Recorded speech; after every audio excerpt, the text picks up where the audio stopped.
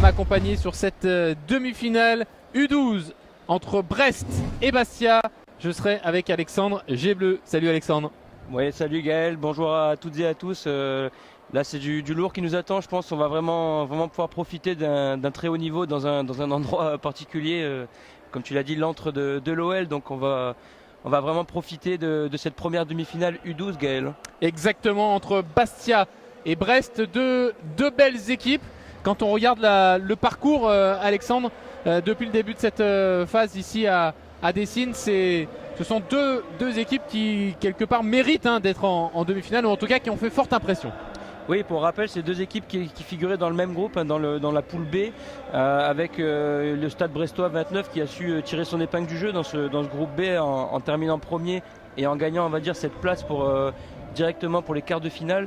Quant à elle, cette équipe de Bastia a fait partie d'une triangulaire avec Créteil et Fontaine-les-Dijon, mais a réussi à finir troisième et à se hisser jusqu'aux demi-finales. Exactement, en passant notamment par un barrage, un huitième de finale contre Bagatelle, une victoire 2-0, et puis contre Club Foot Paris 0-0 et une victoire au tir au but en quart de finale, alors que les Brestois, grâce à leur première place de la poule, vous le disiez Alexandre, eh bien, se sont qualifiés directement pour les quarts de finale où ils ont connu aucune difficulté à battre Montélimar 3-0 contre les Montiliens, et donc bien pour se retrouver dans cette demi-finale. On va donner la compo des deux équipes en commençant par Brest. Le numéro 1 c'est Johan, numéro 2 Nathan, numéro 3 Paul, numéro 4 Younes, numéro 5 Ethan, numéro 6 Baptiste, numéro 7 Yanis, numéro 8 Ricardo, numéro 9 Martin, numéro 10 Darel et numéro 11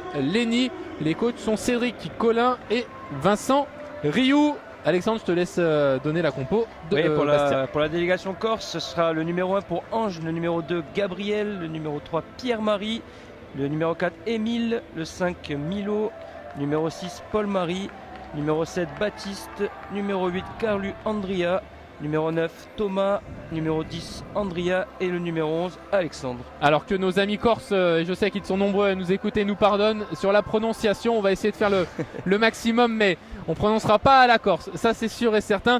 Je crois qu'au dernier moment il y a eu une petite inversion entre les numéros 2 et 3. C'est Pierre-Marie qui aura le 2 et Gabriel qui aura le 3, mais ça ne changera pas grand chose. D'ailleurs le coach Youssef El-Bourkadi me disait tout à l'heure que Gabriel devrait commencer sur le banc, donc on verra tout de suite si c'est bien le cas. Si le 3 est sur le banc, alors ça veut dire qu'il y a bien eu l'inversion des numéros. Et le coach adjoint c'est Pasqua Louquetti, l'entraîneur adjoint donc de cette équipe de Bastia. Ça va être une super demi-finale, je vous le dis tout de suite, avec pour avoir vu les quarts de finale de chacune de ces deux équipes, à chaque fois des joueurs très très intéressants d'un côté comme de l'autre. J'avais bien aimé notamment le gardien du côté de Bastia, vous allez le reconnaître facilement. Bon, déjà un gardien ça se repère facilement, mais encore plus avec sa chevelure, vous allez voir. Et puis du côté de Brest, il y a un bon avant-centre et il y a quelques bons éléments aussi, et on essaye toujours, on l'a vu sur les différentes catégories d'âge, Alexandre, avec cette équipe de Brest, il y a toujours du beau football, on essaie toujours de relancer propre au sol de derrière, c'est toujours intéressant. Ouais, c'est vrai que pour ceux qui ont eu la chance de nous suivre hier, on a pu suivre le parcours de ces Brestois qui se sont hissés jusqu'en finale de superbe manière, avec une belle opposition face au Sporting Club de Bastia. En U14 effectivement. Exactement. C'était la finale des U14 et là c'est la demi-finale des U12. C'est parti Alexandre. Est-ce que les Brestois vont prendre leur revanche par rapport aux U14, puisqu'on en parlait? C'est Bastia qui a gagné la Amadeus Cup U14, une victoire 2-0 en finale contre le Stade Brestois. Et bien là on reprend les deux mêmes clubs et on est en demi de la U12, et ce sont les Brestois qui tout de suite viennent s'installer dans la moitié de terrain des Corses, avec un premier ballon touché par le gardien Ange, qui va récupérer et donner sur le numéro 3 Gabriel pour le numéro 8 maintenant c'est Carlo Andria qui va centrer, et c'est récupéré par les Brestois. Attention à la contre-attaque. Ouais, il y avait une belle percée côté gauche du joueur Bastier, mais l'action n'a pas pu aboutir, et c'est les Brestois qui tout de suite se projettent vers l'avant. C'était bien joué avec ce centre là pour Yanis qui s'est jeté. Yanis, mais malheureusement il était un petit peu trop juste, malheureusement pour lui, le breton évidemment, et heureusement pour les Bastiais, c'est Ange le gardien donc qui va pouvoir de nouveau avec son pied gauche dégager très très loin. Une petite donnée que l'on n'a pas précisée, et c'est important quand même, c'est le temps. 15 minutes pour cette demi-finale. Ce sera pareil pour les U13. Je rappelle qu'on vous commentera également les demi-finales U13 juste après. Allez, le ballon pour les Bastiais. C'est contré, c'est récupéré par les Brestois. On essaie de ressortir. On va jouer probablement côté gauche. Là, voilà qui est fait. Renversé peut-être avec le gardien Johan pour écarter vers Nathan côté droit. C'est bien joué ça. On se retourne. Mais finalement, le ballon a été perdu par Baptiste. Et les Corses qui peuvent repartir côté droit. Le numéro... Ouh, attention! Grosse erreur là du défenseur breton, mais ça n'a pas eu de conséquences. Pour l'instant, difficile de dégager une équipe qui prendrait l'ascendant, Alexandre. Hein. Ouais, on peut voir qu'il n'y a pas vraiment une équipe qui arrive à prendre le dessus sur l'autre. Ça joue plutôt bien des deux côtés. Il n'y a pas encore eu vraiment de grosses opportunités, mais on sent que dans le jeu, il y a pas mal de choses qui sont mises en place. Et ça va être intéressant de voir un petit peu la suite de cette rencontre. Allez, Darrell, l'attaquant de Brest qui est obligé de reculer. Le coup franc va être frappé là par Gabriel, le petit défenseur de cette équipe du Sporting. C'est dégagé par la défense brestoise. Il y a quelques gabarits hein, déjà, même à cet âge-là, du côté de Brest. Et la main sifflée contre Carlo Andria, l'attaquant, l'avant-centre de cette équipe du Sporting. Et on va repartir avec Johan pour Ethan maintenant. C'est bien joué ça. On a trouvé une solution avec Darrell. Darrell qui va accélérer. Darrell qui va se retrouver tout seul face à Ange. Darrell qui élimine le gardien. Et il n'a pas pu redresser sa course malheureusement. C'était très bien joué. Mais la belle sortie du gardien Ange qui a été intéressante parce que Darrell a réussi à le dribbler. Mais il s'est déporté sur le côté. Et en pleine vitesse, après, compliqué de redresser le ballon. C'était bien joué de la part de Darrell et c'est bien joué de la part de Ange également. Ah, là, un peu de précipitation là, du côté d'Andria. Le numéro 10 Corse. Et les Bastiais qui ont pris un bon coup de pression, je pense, avec cette grosse occasion. Il va falloir qu'ils se remettent tout de suite dans le match. On joue depuis 3 minutes et 30 secondes dans cette première demi-finale. Ou en tout cas première, les deux se jouent en même temps hein, puisqu'il y a Créteil qui est en train d'affronter Villejuif sur le terrain juste à côté. Et là c'est un bon ballon récupéré par les Corses, c'est par Milo qui accélère, Milo qui va se retrouver côté droit, le centre de Milo et Carlo Andria qui va venir en renard des surfaces récupérer ce ballon pour le pousser au fond des filets. L'erreur de relance des Brestois malheureusement pour les Bretons et ce ballon qui a été mal dégagé par Nathan et c'est donc le petit numéro 8 Carlo Andria qui vient récupérer ce ballon et le poser au fond des filets. Ça fait 1-0 pour le Sporting Club de Bastia et attention parce que ça va vite hein. On ne joue que depuis 4 minutes et 30 secondes mais on est déjà quasiment à la moitié au tiers du match Alexandre. Oui, tout à fait. C'est vrai qu'on avait du mal à vraiment détacher une des deux équipes. Et là, c'est les Bastiais qui prennent une option dans cette rencontre. À voir si les Brestois arrivent à réagir rapidement. Avec une super percée côté gauche. Oh oui, ils ont réagi. C'est fait, l'égalisation tout de suite. Incroyable. Superbe match. Phénoménal Yanis là sur son côté gauche. Mais c'est une véritable mobilette ce petit Yanis. Il a pris le ballon, il a éliminé toute la défense bastiaise pour finir par éliminer le gardien et cette fois-ci il a réussi à redresser la course du ballon contrairement à Darrell tout à l'heure. Là Yanis lui a réussi à poser ce ballon au fond des filets. Bravo à lui, un but partout et les Brestois qui repartent à l'attaque avec le 1-2 entre Baptiste et Darrell. C'est raté mais Baptiste récupère le ballon. Baptiste plein axe pour écarter vers Nathan maintenant côté droit. Le centre de Nathan c'est renvoyé par la défense corse. Et le ballon récupéré par Johan, le gardien qui peut écarter avec Nathan de nouveau. Nathan qui va changer l'orientation du jeu. C'est Darrell qui se retourne. Darrell pris par Gabriel. Bien joué là, Gabriel le 1-2. Le défenseur Gabriel qui va tenter une frappe. Eh bien, pourquoi pas. mais ça a été contré. Et c'est plaisant, en tout cas c'est un match très ouvert, Alexandre. Un match très animé avec déjà 2 buts et quelques occasions franches, on va dire. Et les deux équipes qui vraiment jouent l'offensive, je pense, avec des occasions des deux côtés et une difficulté de vraiment sortir une des deux équipes pour l'instant dans cette rencontre. Ouais, attention la faute de double faute presque de Milo et de Paul-Marie du côté Bastiais, et c'est un coup franc là qui va être frappé par qui va le frapper ce coup franc. Difficile là, on voit pas vraiment son numéro. Alors c'est pas Nathan, c'est sûr, c'est Ethan je crois avec le numéro 5, c'est l'autre défenseur de cette équipe de Brest. Ethan pour Nathan, le centre c'était bien joué. Et là, avec la frappe de Lenny, Lenny qui va obtenir un corner, bien joué de sa part. Lenny face à Émile. Et non, c'est un corner pour les Bretons, pour les Brestois, avec Ricardo qui va le frapper, ce sera sortant.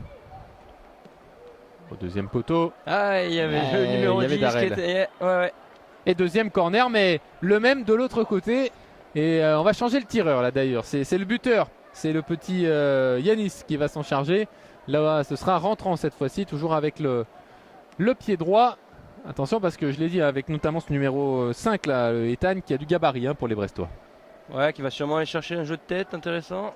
Mais Ange, le gardien Bastiais, est très grand lui aussi. Et attention à la contre-attaque là. Pas pour longtemps puisque le gardien était vigilant. Il jouait comme un libéro là, le gardien Johan. Et il avait bien raison parce que ça lui a permis d'anticiper et d'être le premier sur ce ballon pour dégager très très loin. On joue depuis 7 minutes et 50 secondes.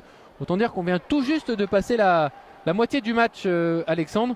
Et pour l'instant, un but partout entre Corse et Breton. Le but Bastiais inscrit par Carlo Andria dès la 5e minute. Et 30 secondes après seulement, le slalom phénoménal de Yanis, l'ailier de Brest, qui a permis à son équipe donc d'égaliser. Depuis, le match s'équilibre. Allez, si on devait dégager au point, peut-être pour l'instant on dirait peut-être un petit peu Brest quand même, mais pas d'énormes occasions non plus, Alexandre. Non, c'est vrai qu'il y a eu 2-3 situations un peu chaudes, mais souvent les gardiens ont réussi à éteindre l'incendie, on va dire. Et là, pour le moment, c'est une rencontre vraiment très équilibrée avec deux équipes qui se projettent assez rapidement vers l'avant, et c'est assez spectaculaire à voir, on va dire. Allez, Johan, bien joué ça. Ouh là là, c'est des risques. Ils prennent des risques. Et oui, ils prennent trop de risques. Ils prennent trop de risques et ils ont failli marquer un deuxième but et par le même avant-centre là, Carlo Andria, l'avant-centre de cette équipe corse du Sporting. Il a été très bon sur le premier but, sur l'ouverture du score. Là, il a failli récidiver, malheureusement pour lui. Il n'a pas pu cadrer cette tentative.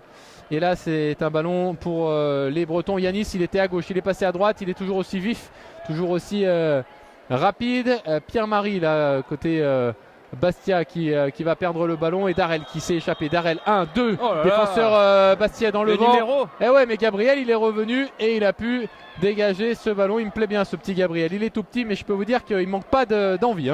Ouais, Darel qui fait son job, on va dire, sur le côté gauche avec de superbes percées. Et attention à la frappe, ça passe juste à côté. La frappe de Paul-Marie du côté de Bastia, c'était très très bien joué. Il a cherché la lucarne de Johan, le gardien breton. Mais finalement, le Stade brestois qui s'en sort avec un 6 mètres. Et c'est Johan lui-même qui va pouvoir se dégager. Un petit œil sur le chrono, Alexandre. 10 minutes pile. On est rentré dans les 5 dernières minutes de cette demi-finale avec Yanis. Yanis encore lui. Yanis le lob. Ouais, ça va passer juste au-dessus. Et c'était bien joué encore. Ce Yanis, il est bon. Il est belle bon, inspiration, vraiment. Ouais. Et je rappelle que s'il y a match nul, Alexandre, qu'est-ce qui se passe? Et la fatale séance de tir au but qui est toujours un peu hasardeuse pour les deux équipes. Et les Bastiais la connaissent bien, cette séance des tirs au but, parce qu'ils sont passés par là en quart de finale. Ils ont éliminé le CF Foot Paris. Il y avait eu 0-0 pendant le match et ils se sont imposés avec un très bel arrêt d'ailleurs du gardien Ange qui a été intéressant. Ah, attention, parce que là l'arbitre il n'avait pas vu qu'il y avait hors-jeu au départ. Ouais, il y avait hors-jeu au départ de l'action. Évidemment, on va revenir. Donc on annule le corner et on va revenir au hors-jeu Alors que voilà, on fait rentrer de la taille du côté de Brest avec Younes, le numéro 4, qui est rentré au poste de défenseur gauche.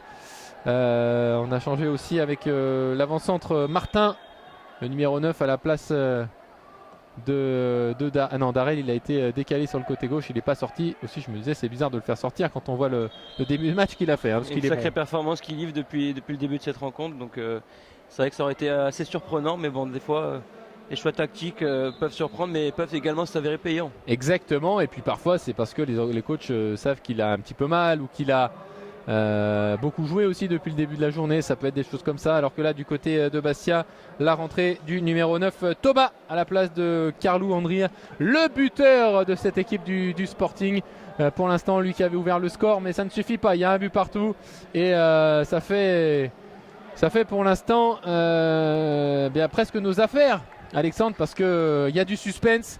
Et là, on est en train de se régaler. On est rentré maintenant on rentre à l'instant dans les 3 dernières minutes. 3 minutes encore pour se départager. Et pourquoi pas avec Thomas à la face à Nathan. Nathan le Brestois, Thomas le Bastiais. Qui va avoir le dessus? Eh bien, c'est Nathan qui peut ressortir calmement. Là, c'est Gabriel qui récupère, mais qui perd le ballon. Attention, Darel va être sous seul. Darel en 1 contre 1 face à Ange. Darel qui va dribbler, c'est magnifique. Et Darel qui va marquer le deuxième but du Stade Brestois. 2-1. Minutes de la fin de cette demi-finale. Le Stade Brestois qui est en route pour la finale. Attention, il reste 2 minutes encore, mais ils ont certainement fait le plus dur. Et vous avez vu, ils sont allés communier, fêter ce deuxième but avec le reste de la délégation, avec les U14 notamment, qui ont perdu en finale hier et qui sont là pour encourager les U12 cet après-midi. 2-1 donc pour Brest, avec ce très beau but de Darel. Là, on va surveiller le chrono, Alexandre. Il reste 2 minutes. 2 minutes pile pour cette fin de match. Attention. Et là, les Brestois vont forcément garder. La touche n'a pas été bien effectuée, donc elle sera à refaire. Là, les Brestois, ils vont prendre tout leur temps maintenant, hein, c'est une évidence. Là, il va falloir aller chercher l'égalisation du côté de Bastia. Et à contrario, côté brestois, on va essayer peut-être de bétonner, ou peut-être, contrairement à ce qu'on pourrait penser, continuer à jouer l'offensive. Oui, avec le dégagement de Johan, ouais. Compliqué de demander à des joueurs de cet âge-là de ne faire que défendre, effectivement. Ballon récupéré par Andria, qui peut perdre le ballon avec ce dégagement de Darel. Et c'est Nathan qui va se retrouver avec le ballon dans les pieds maintenant. Je regarde le chrono en même temps, 1 minute et 15 secondes encore à jouer. La déviation de Martin, c'était pour Yanis, mais ce n'est pas passé. C'est un ballon qui va être récupéré par Ange, mais on va couper le chrono. Du coup, il faudra rajouter un petit peu d'arrêt de jeu parce qu'il y a un joueur Bastiais qui reste au sol, Alexandre. Et en espérant qu'il n'y ait pas de casse, on va dire, côté Bastiais. Le numéro 7 au sol. Oui, le numéro 7, c'est Baptiste. Baptiste, le joueur du Sporting Club de Bastia. En tout cas, que ce soit Brest ou Bastia, je peux vous dire que les deux clubs là ont envoyé de très très belles équipes. On l'a dit, en U14, c'est Bastia qui s'est imposé, qui a remporté la compétition. Brest a été finaliste. Et en U12, vous voyez que Bastia est en demi-finale, Brest aussi. Là, le match n'est pas fini, mais pour l'instant, c'est Brest qui est en train de prendre la direction de la finale. Le jeu a repris. Baptiste se fait soigner par Pasqua Lucchetti, l'entraîneur adjoint, sur le bord du terrain. Et pendant ce temps, Thomas va effectuer cette remise en touche. Thomas qui va chercher une solution, peut-être devant lui. Voilà, mais il n'a pas pu trouver son coéquipier. C'est un dégagement de la part de Darel. Alors là, le temps réglementaire est terminé, Alexandre. Mais il y a eu un petit peu d'arrêt de jeu. Donc forcément, combien il va rester? Peut-être 30 secondes, 1 minute, pas bien plus. Mais il va falloir que les Bastiais maintenant se jettent tous à l'attaque là presque, hein, parce que sinon on voit pas trop comment ils pourraient égaliser. Il faudrait peut-être même pas qu'ils restent tous derrière, quitte à en prendre un troisième. Mais bon, oulala, attention, il a glissé le pauvre Alexandre. Et c'est Baptiste qui va récupérer le ballon pour Brest. Baptiste pour Darel. Oh, c'est bien joué ça, Darel. Il élimine 2, 3 Bastiais. Il rentre dans la surface de réparation. C'est Baptiste qui en profite. et finalement il y a faute. Oh, il y avait eu même un but encore une fois, mais c'était Martin qui avait marqué, mais au préalable il y avait une faute sifflée. Et là c'est Ange, le gardien de Bastia, qui va certainement allonger un long ballon. Mais là les Bastiais, il faut qu'ils aillent tous devant, hein. Il n'y a même plus de questions à se poser. Il faut espérer pour eux qu'il y en ait une, qu'il y ait une occasion à mettre au fond pour essayer d'égaliser et accrocher cette séance de tir au but. Oui, mais là c'est Younes qui a dégagé de la tête, puis Darel. Avec une belle projection vers l'avant. Ouais, avec Yanis encore une fois. Cette fois-ci Yanis, il a le ballon qui lui a tapé sur le tendon. Allez, peut-être celle-là pour les Bastiais. Il me semblait que c'était la dernière, celle-là, ou presque. En tout cas, on va voir. L'arbitre regarde son chronomètre, il ne siffle pas encore. Et c'est un ballon qui va sortir en touche. Et c'est terminé. Le Stade brestois qui arrive en finale de ce tournoi Madéouis en U12. Le SC Bastia éliminé donc après sa défaite 2-1. C'est pourtant le Sporting qui avait ouvert le score grâce au petit Carlou Andria. Et 30 secondes après, l'égalisation de Yanis après un superbe slalom. Et Alexandre, le but vainqueur, a été marqué par Darel. On a vraiment vu deux très très belles équipes, hein, à la fois Brest et Bastia. On donné, on imaginait, on espérait avoir un match d'une très belle qualité. Et c'est exactement ce que l'on a vu. C'est vrai que malgré leur jeune âge, il y a déjà une qualité technique qui est là, et il y a de vrais choix tactiques, on va dire, faits par les deux entraîneurs, et on voit deux belles équipes avec une belle opposition, et les Brestois qui ont réussi à tirer leur épingle du jeu dans cette demi-finale. Exactement. Et les petits Bastiais là qui râlent un petit peu, peut-être contre le chrono ou l'arbitrage. Bon, c'est forcément de la déception, hein, évidemment, parce qu'ils ont vu les grands, les U14 remporter le tournoi. Alors ils auraient aimé faire pareil, bien sûr, mais bon, venir jusqu'en demi-finale, c'est déjà une très très belle performance. Bravo à eux. Et puis le Stade brestois, eh bien écoutez, on les retrouvera en finale, soit contre Villejuif, soit contre Créteil. On regardera quelle est l'équipe qui s'est qualifiée. Visiblement, je crois que c'est Villejuif.